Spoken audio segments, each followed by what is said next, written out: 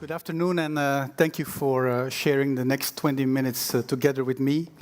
I'm Peter, and I speak in the name of Orange, although I work for a company called Cropland. But as we are, let's say, promoting the partnership between the two, I will speak today in the name of Orange.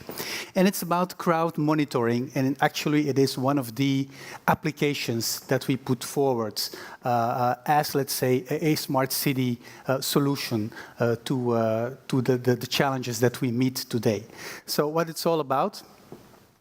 Now, for starters, I took part in the preparation of the positioning paper of Smart City and Mobility as it was presented this morning, and I just take it back to frame a little bit my presentation. So we isolated three levers.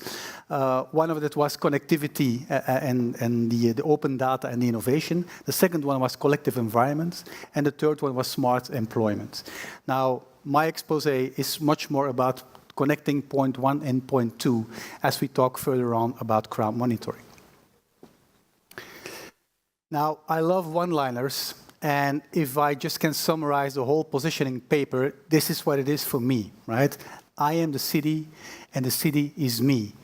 What do I mean is that citizens, when they are living in a smart city, they will use the resources as they come along. But, in fact, what is, for us anyway, much more important, that is that they are a resource due to the fact that they are there, that they live, work, or find leisure in the city itself, is for us a valuable source of information.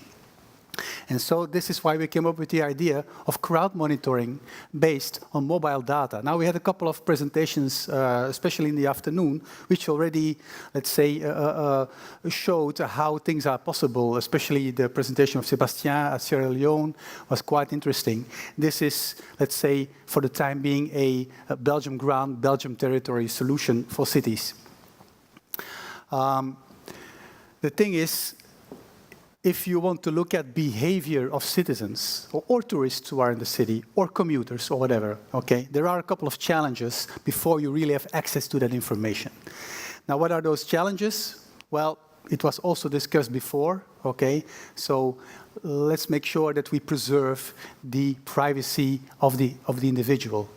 Now, you can understand that Orange, as a telecom operator, and even Cropland as a startup, we cannot afford any flaws for that matter, okay? So it is really crucial before you do anything regarding looking at crowds, okay? You have to make sure that you respect the individual in that crowd. Second thing is that, well, crowds have different behaviors. And so if you want to do something with crowd monitoring, then you must be able to differentiate behavior. Like I said, just people who pass along by accident, people who are there for a certain reason, tourists, commuters, and people who just want to visit a very specific place in the city. So crowd monitoring is a lot about putting definitions to different kinds of behavior and making sure that you can differentiate those behaviors.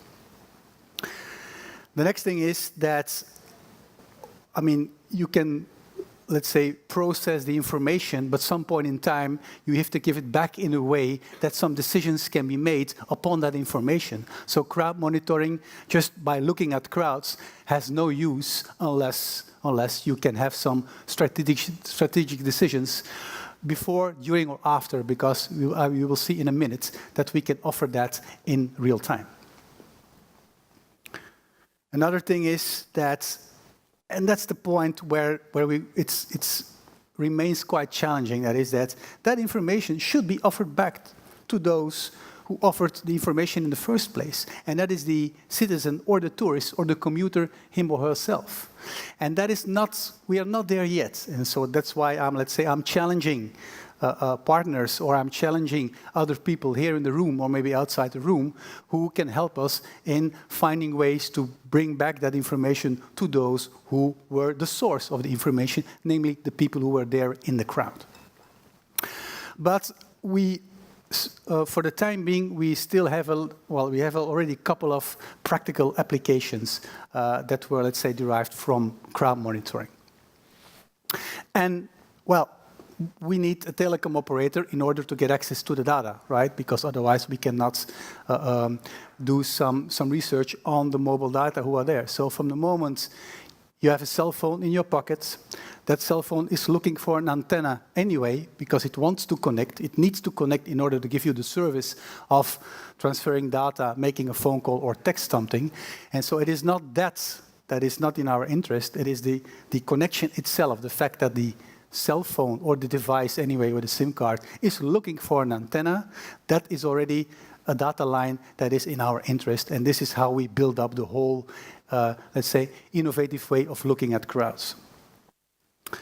And so, in fact, we out of normal transactional data from a telecom operator, we made a new value proposition, and it was, for the time being, it's based on 3 layers. It's mobility, security, and city marketing. And for the time being, those, let's say, are the domains where we offer the value proposition of crowd monitoring.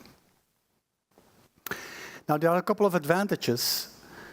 For starters, there's no extra infrastructure needed. The antennas are there, right? And the antennas are maintained due to your subscription of having a phone, okay? And being able to phone or being able to text. Those antennas are there, so there's no extra hardware or software needed in order to do crowd monitoring. For the time being, well, we can offer this on the whole of Belgium territory, but of course, from the moment we get a partner outside Belgium, we can do the same thing in France, in Germany, or in China. It doesn't matter. The technology is the same. Very important, crowd monitoring can be prospective, saying planned. It is a planned project. So for next week, we want to do something around the Grand Place of Brussels. Or you can do it retrospectively, meaning that if something happens and nobody knew what happened and nobody was prepared to measure and to research what happens, the great advantage is that we can look back in time. We can look back in time for 12 months. And we will, I think this morning the Paradisa case was already mentioned. I will pick it up in a minute. And this was such a case where something unexpected happened. They needed info, they needed inputs, and we were able to look back in time and to see what really happened, and we took it then prospectively and to see what could happen in the future or what was happening throughout the whole year. So this, let's say, going back and forward in time is one of the biggest advantages of crowd monitoring based on mobile data.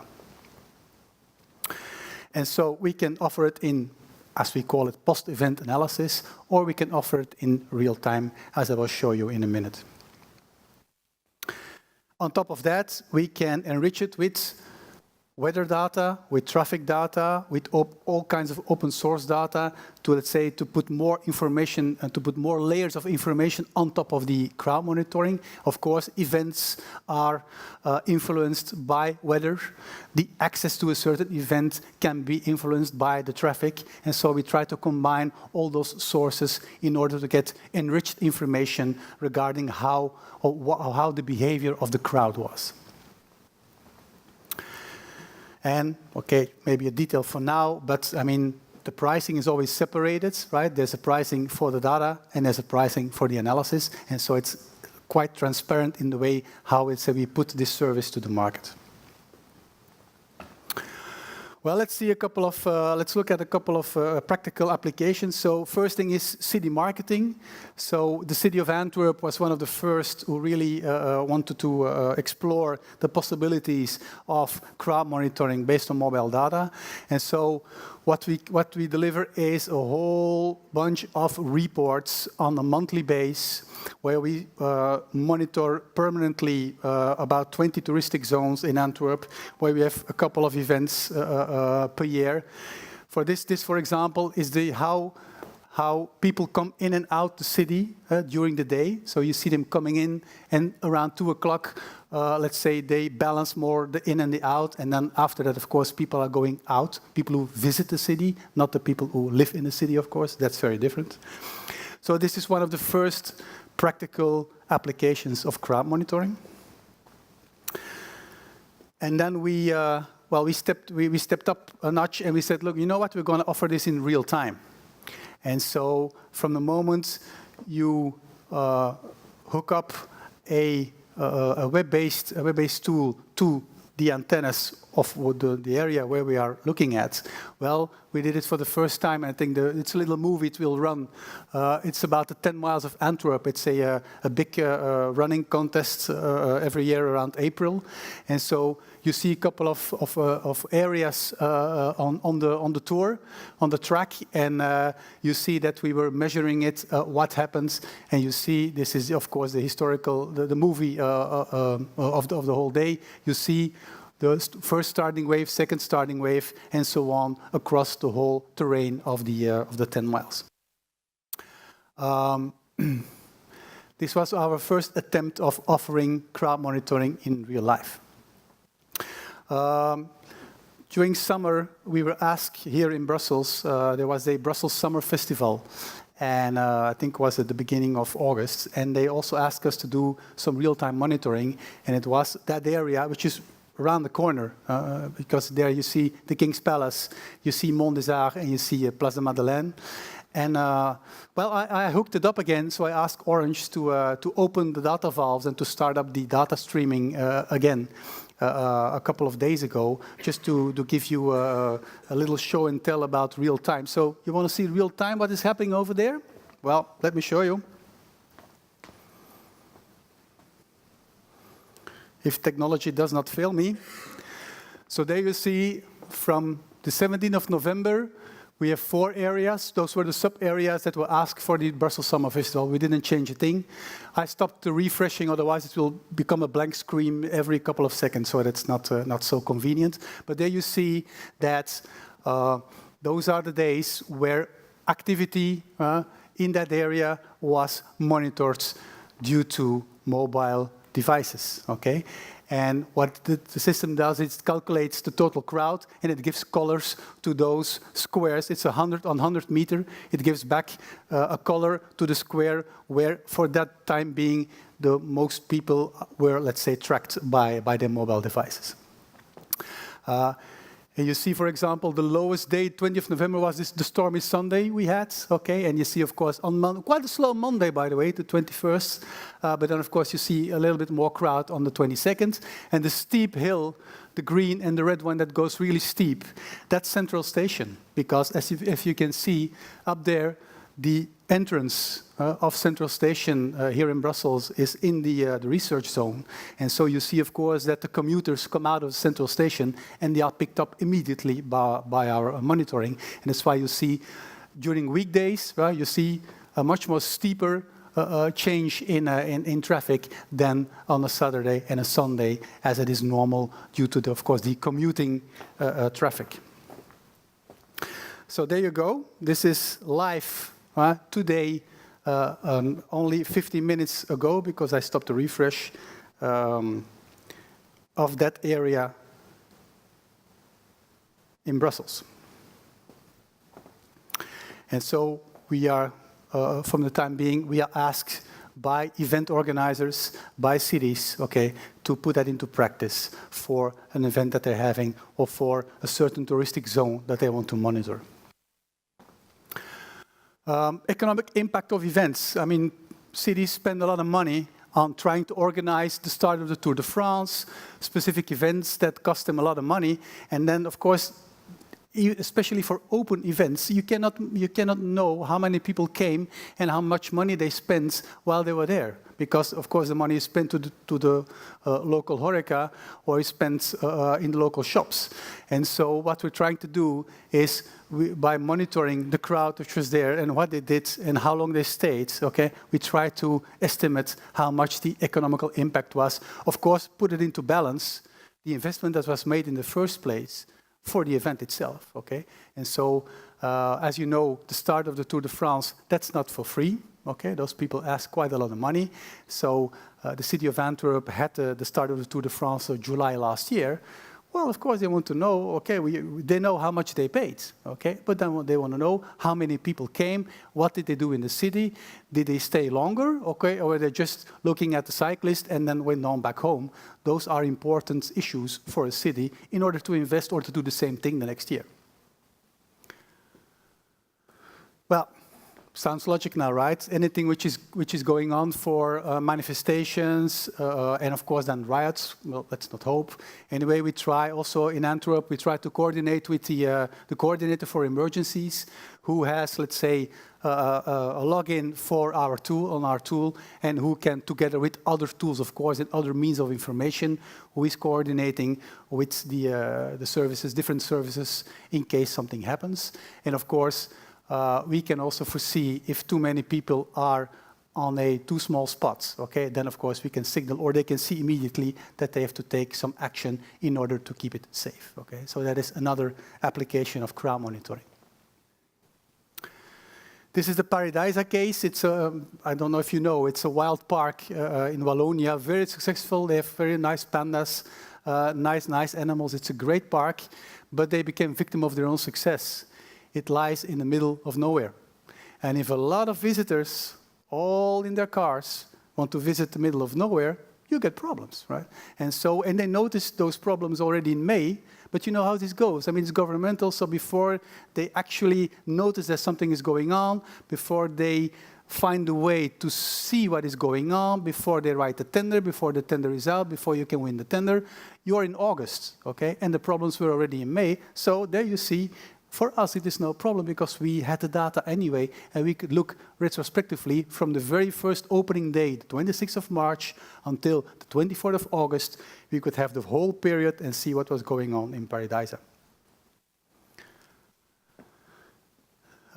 Event organizing, so it's already a year and a half ago. We had the final of the Davis Cup tennis in Flanders Expo in Ghent. In one venue, and just next door there was a very popular group, and only the Belgians will know, or the Flemish people will know, it's K3, and they were just performing in the venue just neighboring that one. And so we were able to track and to monitor and to show a very different behavior, because those two audiences were very different, okay? Those who wanted to see tennis and those who wanted to see K3, that's a very different target audience, okay? And so we were able to see to separate those two audiences by crowd monitoring, and also see a different behavior, how they came to the venue, how long they stayed, and what they did afterwards. And so we could prove that indeed, yes, the British, after the match, they went on to the city center to have a beer. I can assure you that was the case. Yeah. So this is just, let's say, a short presentation on what crowd monitoring can do. Is it only for cities? No. We are looking at mobility studies. We are looking at security agencies. So it's a growing market. It's a growing demand. And I cannot tell you where we would stand, let's say, next year this time. But if I'm able, I will come to you and I will tell you. So this is home location is the last thing. So home location is that, of course, we can trace back where this device is sleeping, okay? And where it is sleeping, not an address, it's not a street number, okay? It's a postal code somewhere in that area. Of course, we can track back where you go to, where you come from, where the device is going to, where the device is coming from, in order to have some hinterland studies. Voila, this was my short presentation regarding crowd monitoring, and so I will be happy to answer your questions, if any. Thank you very much. Okay. Thank you very much, Peter. I would love to open one question, if we have any. If not, we're good. We can... Anyone? Right there. It's not that I want to keep all the questions, but... No one is asking, right? It's okay. You're brave. I'm happy you do, sir. So. Yeah, amazing presentation. I think it's a really powerful idea what you have and what you can do with it. My question is, this is mainly private data that you have in Orange. Is any way to empower people somehow? Because at the end, you are taking data from every single individual. Indeed. And what I'm getting is that the value of the data will be in Orange House. Okay, understand, yeah. Do you have plans or have considered or how to retrieve the value in somehow to the crowd? Can you just elaborate a little bit that I understand your question? So, I mean... No, well, my question is really conceptual. If I will have more details on that, I will do that for sure.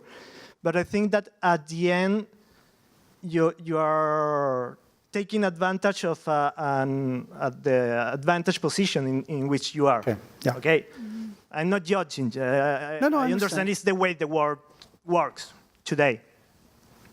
But how to give retribution somehow to the crowd to create value together, you as Orange and also your customer as... Okay. No, it in fact was a point in my presentation that is something that is for the time being not going on. It's quite innovative, you know. I mean, a year ago, 2 years ago, this was not done. This was not possible. And of course, now we have potential customers as being cities. But as I said in my presentation, we need to offer it, we have a need to offer it back to those who delivered the information in the first place, and those were the people who were there at the time. So we are looking now for, indeed, from services where we are able to give back at least something back to those people who, without knowing, of course, and due to the fact that they had a phone in their pocket, okay, took part of crowd monitoring. And indeed, that is not just the case yet, but I understand your question. We find it important at some point in time, even if not us, okay, but then the city will offer a service where they say, look, we are doing crowd monitoring. Okay. Yes, it's a private investment. It's a private, let's say, it's a private endeavor. But anyway, we will offer a part of that service back to the citizens. And now we're talking really smart cities. That is, in fact, the very essence of smart city, that it does not stay at city level, right, at city marketing. No, that it goes one step further and, let's say, hopefully also in real time, of course, offer something back to those who were there at the time. And that is the next step to take. And we are not there yet. We are not there yet, I admit. So Thank you. Thank you. Thank you very much, Peter. Okay. Thank you. Thank you. Thank you. This is fun. Thank you.